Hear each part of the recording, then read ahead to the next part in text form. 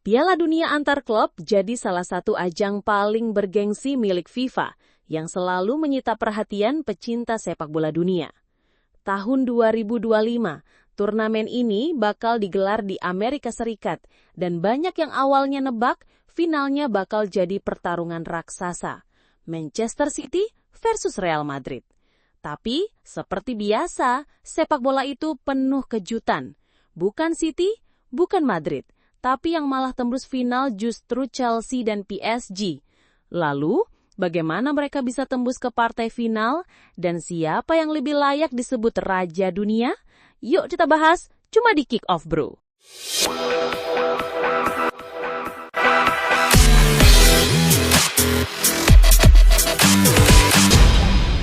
Dimulai dari Chelsea, The Blues memulai perjalanannya di grup D bareng Flamengo, LAFC, dan Esperance de Tunis. Di laga perdana, The Blues tampil solid dan langsung mengamankan 3 poin, usai mengalahkan LAFC 2-0 lewat permainan yang rapi dan disiplin. Namun, ujian sesungguhnya datang di laga kedua. Chelsea harus mengakui keunggulan Flamengo dan tumbang dengan skor 1-3.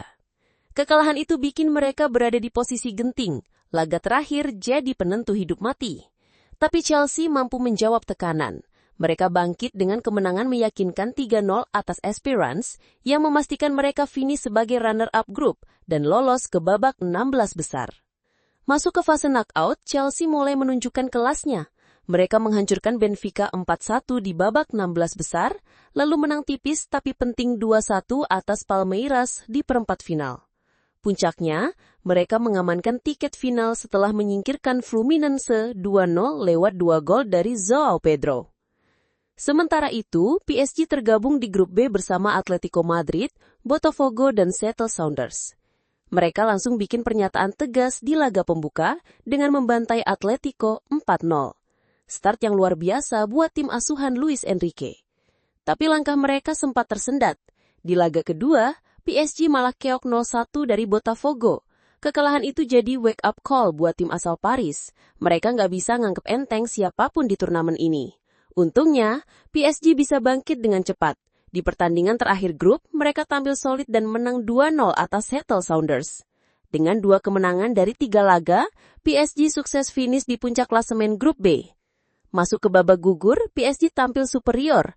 Mereka membabat Inter Miami 4-0 di 16 besar tanpa ampun, lalu lanjut menaklukkan Bayern Munchen 2-0 di perempat final.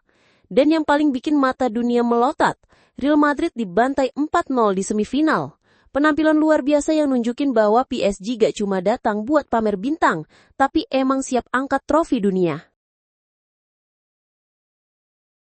Menjelang final, Chelsea dapat kabar baik dari salah satu pemainnya setelah Moises Caicedo dipastikan sudah bisa ikut latihan pada hari Kamis. Gelandang asal Ekuador itu sebelumnya sempat bikin fans cemas karena terlihat pincang di akhir laga semifinal saat Chelsea mengalahkan Fluminense 2-0. Tadi untungnya, Caicedo kasih sinyal positif di media sosial. Ia menyebut cedera itu gak parah dan optimis bisa turun di laga final. Meski begitu, fans masih harus nunggu kabar resmi dari Maresca di konferensi pers hari Jumat. Kalau Caicedo fit, kehadirannya jelas bakal jadi kunci penting di lini tengah Chelsea. Apalagi kalau lawannya adalah pemain-pemain teknis macam João Neves, Vitinha, dan Fabian Ruiz dari kubu PSG. Meskipun kabar baik datang dari Caicedo, Chelsea kehilangan pemain inti lainnya yaitu Romeo Lavia dan Dario Esugo yang mengalami cedera pada bagian otot. Sementara, Luis Enrique harus menghadapi tantangan berat dalam meracik lini belakang karena kehilangan 2 pemain inti. Pacho dan Lucas Hernandez dijatuhi hukuman larangan bermain 2 pertandingan setelah insiden kartu merah dalam laga perempat final melawan Bayern Munchen. Pacho mendapat kartu merah langsung usai melakukan tackle berbahaya terhadap Leon Goretzka, sementara Hernandez dikeluarkan dari lapangan karena menyikut wajah Rafael Guerrero. Di sisi lain, Luis Enrique sedikit bisa bernapas lega setelah dipastikan bahwa João Neves tetap bisa tampil di final lawan Chelsea.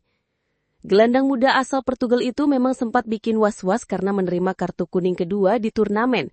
Tapi beruntung, regulasi turnamen menyebut bahwa akumulasi kartu kuning akan hangus setelah babak perempat final. Artinya, João Neves aman dari hukuman dan siap diturunkan di laga puncak. Tapi tetap aja, kondisi fisik para pemain jadi sorotan besar menjelang final. Cuaca ekstrim di New Jersey saat semifinal sempat bikin beberapa pemain terlihat kepayahan di lapangan, dan itu bisa berdampak ke performa di final nanti. Apalagi, PSG masih harus beresin persoalan di lini belakang setelah 2 bek utamanya absen. Dengan waktu recovery yang sempit, Enrique harus cari cara buat nutup celah di pertahanan kalau gak mau dihajar serangan Chelsea yang makin tajam. Secara keseluruhan, Chelsea dan Paris Saint-Germain sudah bentrok sebanyak 8 kali di kompetisi resmi. Seluruhnya terjadi di ajang Liga Champions UEFA. Dari 8 pertemuan itu, PSG sedikit diunggulkan dengan menang 3 kali, dan Chelsea menang 2 kali, sementara 3 pertandingan lainnya berakhir imbang. Pertemuan pertama terjadi di fase grup Liga Champions 2004-2005, di mana Chelsea sukses membantai PSG 3-0 di Parc des Princes, namun laga kedua di Stamford Bridge berakhir 0-0. Puncak rivalitas terjadi antara 2014 sampai 2016, saat kedua tim bertemu 3 musim beruntun di fase gugur. Momen paling dramatis datang pada 2014, ketika Chelsea membalikkan agregat 1-3 dan lolos berkat gol telat Dembaba di menit 86. Tapi PSG tak tinggal diam. Mereka membalas dengan kemenangan back-to-back 2-1 di musim 2015-2016, yang membuat Chelsea tersingkir di babak 16 besar. Sejak saat itu, PSG tak terkalahkan dalam 4 laga terakhir kontra Chelsea. Jadi, laga final ini akan jadi pertemuan ke-9 antara 2 tim raksasa ini dan yang pertama di luar Eropa, tepatnya di ajang FIFA Club World Cup. Final Piala Dunia antar klub antara Chelsea dan Paris Saint-Germain diprediksi berlangsung sengit.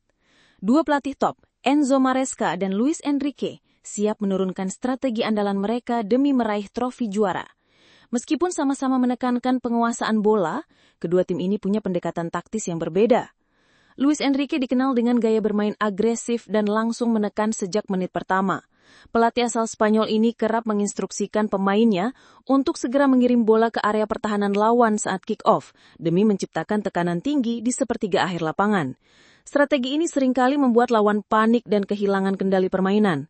PSG pun diuntungkan dengan keberadaan pemain-pemain cepat seperti Vicha Kvaratskhelia dan Ousmane Dembélé yang agresif dalam pressing.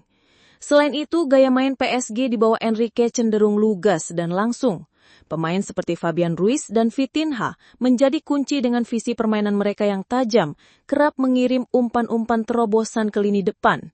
Tak heran PSG mencatatkan penguasaan bola tertinggi kedua sepanjang turnamen dengan rata-rata 66,9%, unggul dari Chelsea yang berada di posisi ketiga. Di sisi lain, Enzo Maresca lebih memilih permainan yang sabar dan terstruktur. Pelatih asal Italia ini mengandalkan proses membongkar pertahanan lawan secara perlahan, meski tak menutup kemungkinan melancarkan serangan balik cepat lewat penyerang-penyerang lincahnya. Namun hal ini tentu tidak mudah, mengingat solidnya lini pertahanan PSG. Meski begitu, Chelsea tetap punya satu keuntungan yang bisa dimaksimalkan mengingat absennya Willian Pacho. Bek tengah andalan PSG itu absen karena kartu merah di perempat final.